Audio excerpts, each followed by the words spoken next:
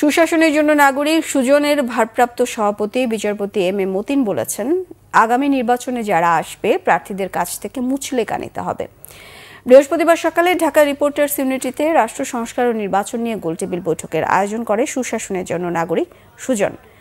আলোচনায় বক্তারা বলেন, অন্তর্বর্তী সরকারকে সকল সমস্যা দূর করতে গেলে 100 বছর লাগবে। ততদিন নির্বাচন ছাড়া দেশ চলবে? গত 3 নির্বাচনে মানুষ ভোট দিতে পারেনি সত্য, কিন্তু সামনের নির্বাচনে ভোট দিতে পারবে তার নিশ্চয়তা কোথায়? সভাপতির বক্তব্যে সুজনের ভারপ্রাপ্ত সভাপতি বিচারপতি এম এ মতিন বলেন, নির্বাচন হলেই স্বৈরতন্ত্র চলে যাবে তার নিশ্চয়তা নেই। এজন্য রাজনৈতিক দলগুলোকে বলতে হবে আর কখনো আগের অপরাধগুলো হবে না।